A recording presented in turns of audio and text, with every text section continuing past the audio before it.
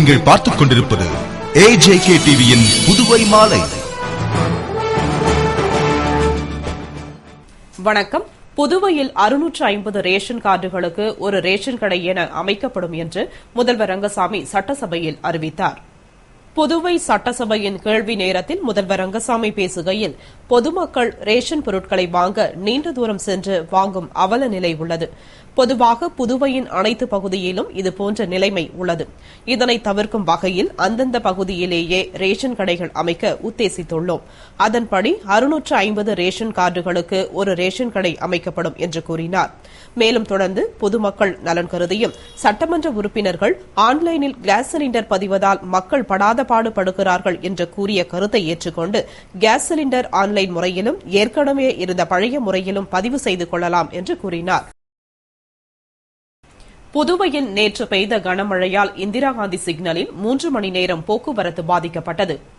புதுவையில் நேற்று இடி மின்னலுடன் கனமழை பெய்தது. 3 மணி நேரம் நீடித்த இந்த மழையால் சாலைகளில் மழைநீர் பெருக்கெடுத்து ஓடியது. மேலும் குட்டை போல் மழைநீர் தேங்கியதால் வாகன ஓட்டிகள் அவதிக்கு உள்ளாகினர். குறிப்பாக இந்திரா காந்தி சிக்னலில் மழைநீர் குளம் போல தேங்கி 4 முனைகளிலும் போக்குவரத்து ஸ்தம்பித்தது. நீண்ட தொலைவிற்கு வாகனங்கள் அணிவகுத்து நின்றன. அந்த பகுதி முழுவதும் போக்குவரத்து நெரிசலில் திணறியதால் போக்குவரத்து SP பழனிவேல் தலைமையில் போலீசார் குவிக்கப்பட்டு போக்குவரத்து ஒழுங்குபடுத்தப்பட்டது.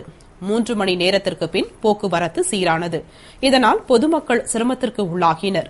இது தொடர்பாக SP பழனிவேல் கூறுகையில், மழைநீர் வடிவதற்காக இங்கு பொதுப்பணித்துறை மூலம் வடிகால் ஓடை அமைக்கப்பட்டது. இறுதிக்கட்ட பணிகள் நடைபெறும் நிலையில் கனமழை பெய்ததால் பாதிப்பு ஏற்பட்டதாக தெரிவித்தார்.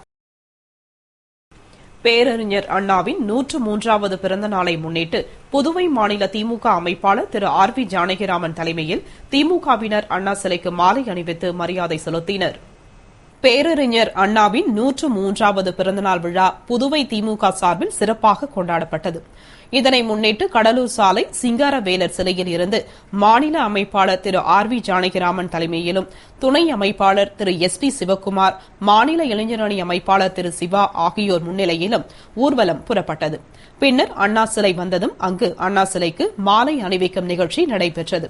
இதில் மாநில திமுக அமைப்பாளர் திரு RV ஜானகிராமன், துணை அமைப்பாளர் திரு SP சிவக்குமார், மாநில திமுக இளைஞரணி அமைப்பாளர் திரு சிவா, சட்டமன்ற உறுப்பினர் திரு நந்தா சரவணன், முன்னாள் சட்டமன்ற உறுப்பினர்கள் MAS சுப்பிரமணியன், ராஜாராமன், கென்னடி, முன்னாள் நகரமன்ற துணைத் தலைவர் திரு ஜான்குமார், திருவாண்டார் கோவில் காந்தி, சக்திவேல் கவுண்டர், மதகடிப்பட்டு பழனி, சவுந்தரராஜன், தலைமை கழக பேச்சாளர் நளினி சாரங்கன், பழனி, மாநில திமுக இளைஞரணி துணை அமைப்பாளர் லோக கணேசன், உழவர்கரை திமுக இளைஞரணி செயலாளர் IG வீரராகு, தொகுதி செயலாளர்கள் ஏம்பலம் செல்வம், நெட்டப்பாக்கம் மதி என்கிற சுப்பராயன், உப்பளம் செல்வபாண்டியன், ராஜ்பவன் பேட்ரிக் மோகன்ராஜ், குருவிநத்தம் ஹரிகிருஷ்ணன், திருபுவனை குப்புசாமி, உழவர்கரை ராமசாமி, பாகூர் பாஸ்கர், அரியாங்குப்பம் ராமசிவபாலன், ஊசுடு நாரா கல்யாண சுந்தரம் மற்றும் அரும்பார்த்தபுரம் சோமு, மனோகர், தக்ஷணாமூர்த்தி, லோகையன், பாலசுப்பிரமணியன், நடராஜன், பாலகிருஷ்ணன், முருகன், விஸ்வநாதன், அன்பு சூரியன், செல்வம், பாண்டுராசன், அல்லிமுத்து, இளங்கோவன், தங்க மதிவாணன், ஸ்ரீதர், கோகுல், அஜய், வேல்முருகன், அமிர்தலிங்கம், முத்துகிருஷ்ணன், விஸ்வநாதன், மாணிக்கம், செல்வராசு, திருபுவனை பார்த்தீபன், தயாளன், குமரன், குமரவேல், கதிரவன், உப்பளம் ரவி, ஆனந்து, நடேசன், சுப்பிரமணி, ஏழுமலை, பாரி, முன்னாள் கவுன்சிலர் சக்திவேல், மாணவரணி பாலா, சந்திரேஷ்குமார் உட்பட திமுகவினர் பலர் கலந்து கொண்டனர். புதுவை அரசு செய்தி மற்றும் விளம்பரத்துறை சார்பில் பேரறிஞர் அண்ணாவின் பிறந்தநாள் விழா கொண்டாடப்பட்டது. அதில் முதல்வர் ரங்கசாமி கலந்து கொண்டு அவரது சிலைக்கு மாலை அணிவித்து மரியாதை செலுத்தினார். புதுவை அரசு செய்தி மற்றும் விளம்பரத்துறை சார்பில் பேரறிஞர் அண்ணாவின் பிறந்தநாள் விழா கொண்டாடப்பட்டது. விழாவில் முதல்வர் ரங்கசாமி கலந்து கொண்டு அண்ணாவின் திருவுருவ சிலைக்கு மாலை அணிவித்து மலர்தூவி அஞ்சலி செலுத்தினார். அவரைத் தொடர்ந்து பெற்றோர் மாணவர் சங்க தலைவர் ராஜ்பவன் பாலா, செய்தி மற்றும் விளம்பரத்துறை அதிகாரிகள் பலர் அண்ணாவின் சிலைக்கு மாலை அணிவித்து மலர் தூவி மரியாதை செலுத்தினர். நிகழ்ச்சிக்கான ஏற்பாட்டினை செய்தி மற்றும் விளம்பரத்துறை இயக்குநர் செல்வராஜ் தலைமையில் அலுவலர்கள் செய்திருந்தனர். சட்டசபையில் பேசுவதை வெளியில் விமர்சிக்கக்கூடாது என்று சட்டசபையில் சபாநாயகர் சபாபதி கண்டிப்புடன் கூறினார். புதுவை சட்டசபையின் பூஜ்ய நேரத்தில் சபாநாயகர் சபாபதி பேசுகையில், மக்களால் தேர்ந்தெடுக்கப்பட்ட சட்டமன்ற உறுப்பினர்கள் தங்களின் ஜனநாயக கடமையாற்றும் இடம் சட்டசபையாகும். இங்கு அரசின் செயல்பாடு, தவறுகள், நன்மைகள், அரசு துறைகளின் செயல்பாடு, பொது நிறுவனங்களின் செயல்பாடுகள் பற்றி எடுத்துக் கூறப்படும். சட்டமன்றத்தில் பேசப்படும் எந்த ஒரு செயலுக்கும் வெளிநபர்கள் யாரும் நீதிமன்றத்தில் கூட செல்ல முடியாது என்று அரசியலமைப்பு சட்டத்திலேயே உள்ளது. இங்கு அச்சுறுத்தலுக்கும் சிறு பிரச்சினைக்கும் ஆளாகாமல் சுதந்திரமாக உறுப்பினர்கள் தங்களது கருத்துக்களை கூற முடியும். இங்கு ரோடியர் மில் பிரச்சினை குறித்து பேசினோம். உடனே மில்லில் பணிபுரியும் தொழிலாளர்கள் ஒன்று கூடி பணி நேரத்தில் பேட்டி அளித்துள்ளனர். மேலும் சட்டமன்ற உறுப்பினர்களை தகாத வார்த்தையால் திட்டியும் பேட்டி அளித்துள்ளனர். நிதி ஒதுக்கீடு செய்யும் உரிமையுள்ள நமக்கு மில்லின் செயல்படாத தன்மை குறித்து பேச தகுதி இல்லையா என்ற அவர் மேலும் தொடர்ந்து, உறுப்பினர்கள் பேச்சுக்கு சட்டசபைக்கு வெளியே விமர்சிக்கக்கூடாது, இது உறுப்பினர்களின் உரிமையை மீறுவதாகும் என்று கண்டித்து பேசினார். புதுவையில் நேற்று பலத்த மழை பெய்ததால் வில்லியனூர், திருக்காமீஸ்வரர் கோவில் உள்ளிட்ட தாழ்வான இடங்களில் மழைநீர் சூழ்ந்தது. இதனால் மக்கள் மிகவும் பாதிக்கப்பட்டனர். புதுவையில் நேற்று மாலை யாரும் எதிர்பாராத வகையில் திடீரென்று மழை பெய்ய தொடங்கியது. நேரம் செல்ல செல்ல மழையின் வேகம் அதிகரித்து பலத்த மழை பெய்தது. இடி மின்னலுடன் பெய்து மக்களை மிரட்டிய கனமழையால் தாழ்வான இடங்களில் மழைநீர் வெள்ளம் போல் சூழ்ந்தது. அதேபோன்று வில்லியனூர் கோகிலாம்பாள் சமேத திருக்காமீஸ்வரர் ஆலயத்தில் மழைநீர் புகுந்து சுற்றுப்பிரகாரத்தை சுற்றிலும் சூழ்ந்து நின்றது. தண்ணீர் வெளியேற வழியில்லாமல் தண்ணீர் குட்டை போல் தேங்கி நின்றது. இதனால் கோவிலுக்கு வந்த பொதுமக்கள் செய்வது அறியாது திகைத்து நின்றனர். பின்னர் மழை விட்டும் வெளியேற வழியில்லாமல் தண்ணீரில் நீந்திச் சென்று வெளியேறினர். இதேபோன்று வில்லியனூர் கோட்டமேடு சாலைகளில் மழைநீர் வெள்ளம் போல் கரை புரண்டு ஓடியது. இதனால் அவ்வழியே சென்ற வாகன ஓட்டிகள் வாகனம் ஓட்ட மிகவும் சிரமப்பட்டனர். மற்றும் பொதுமக்கள் சாலையில் செல்ல முடியாமல் தவியாய் தவித்தனர். இதேபோன்று பூமியான்பேட்டை ஜவஹர் நகர் பகுதியில் மழைநீர் வீடுகளில் புகுந்தது. இதனால் அப்பகுதி மக்கள் பாதிப்புக்கு உள்ளாகினார்கள். வீடுகளில் தண்ணீர் புகுந்ததால் வீட்டில் தங்க முடியாமல் மக்கள் அவதிப்பட்டனர். தண்ணீர் வெளியேற வழியில்லாததால் இந்நிலை எத்தனை நாள் நீடிக்குமோ என்று அச்சப்பட்டனர். இதேபோன்று இந்திரா காந்தி சிக்னல், ராஜீவ்காந்தி சதுக்கம், காமராஜர் சாலை, அண்ணா சாலை, நூறடி சாலை என நகர பகுதிகளில் பல இடங்களில் சாலைகளில் வெள்ளம் பெருக்கெடுத்து ஓடியது. இந்த ஒருநாள் மழையிலேயே புதுவையே ஸ்தம்பித்தது. வாகனங்களை முறையாக பராமரித்தால் 20% எரிபொருள் மிச்சமாகும். மேலும் மாசு வெளியேற்றத்தை 10% கட்டுப்படுத்தலாம். புதுவையில் மோட்டார் சைக்கிள் பயன்பாடு அதிகரித்து வருகிறது. இதனால் 70% காற்று மாசு போக்குவரத்து சாதனங்களால் ஏற்படுகிறது. மேலும் என்ஜினில் கார்பன் படலம் படிந்து உந்தும் சக்தியாக மாற்றும் திறன் குறைந்து வருகிறது.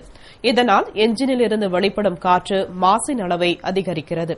இதில் நைட்ரஜன் ஆக்சைடு புற்றுநோயை உருவாக்கக்கூடிய பென்சின், ஹரோ கார்பன் போன்ற நச்சுப் பொருட்கள் உள்ளன. இவைகள் தொழிற்சாலைகளிலிருந்து வெளியேற்றப்படும் மாசுக்களை விட ஆபத்தானது. இதனை தவிர்க்க போக்குவரத்து சாதனங்களை முறையாக பராமரிப்பதன் மூலம் 20% எரிபொருளை மிச்சப்படுத்தலாம். மேலும் மாசு வெளியேற்றத்தை 10% கட்டுப்படுத்தலாம் என்று கூறப்படுகிறது.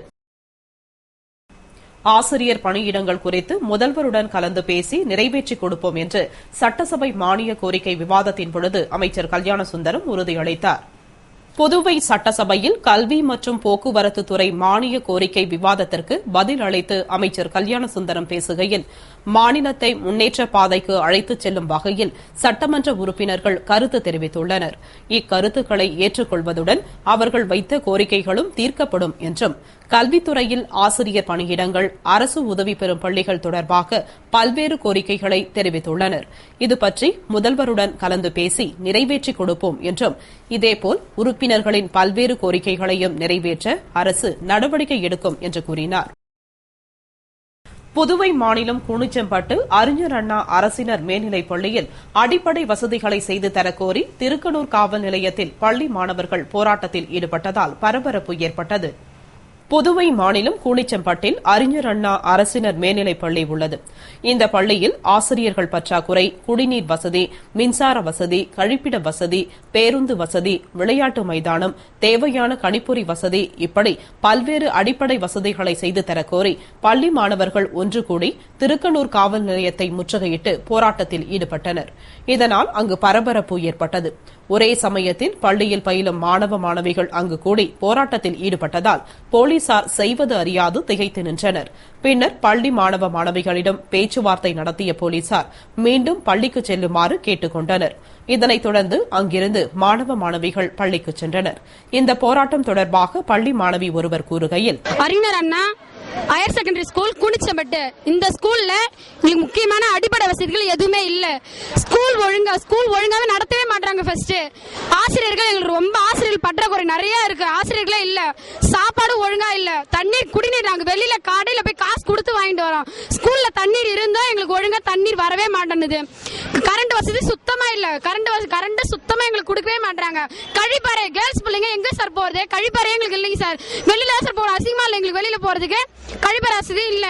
அதே ஒரு பஸ் ஸ்கூல் பஸ்ஸுக்கு ஒரு பஸ்ஸே விட மாட்டாங்க சார். இந்த லைன்ல மட்டும் பஸ் இல்லாம ரொம்ப கஷ்டமா இருக்கு சார். வர அந்த ஒரு டைம் வர பஸ் கூட வரவே மாட்டேங்குது சார். எங்களுக்கு ஒரு பஸ் அந்த ஸ்கூல்ல நல்ல தண்ணி கரண்ட் ஒழுங்கான ஆசிரியர் கிளாஸுக்கு வரவே மாட்டாங்க சார். எங்களுக்கு பசங்க ஸ்கூலுக்கு வரணும் வெளியில நிக்க வச்சிருக்காங்க சார். அதோட மைதானம் எங்களுக்கு விளையாடுறது எங்க சார் போய் விளையாடுறாங்க? எங்களுக்கு விளையாடவே போனா பிரேயருக்கும் ரோட்ல போய் பிரேயர் வைக்கிறாங்க சார். பிரேயரும் எங்களுக்கு வைக்க முடியல. மைதானம் சுத்தமா மழை வந்தா அப்படியே தண்ணி நிக்குது சார். எவ்வளவு நாளா பிரேயர் எல்லாமே கிட்டத்தட்ட எவ்வளவு நாளா நிக்குது சார்.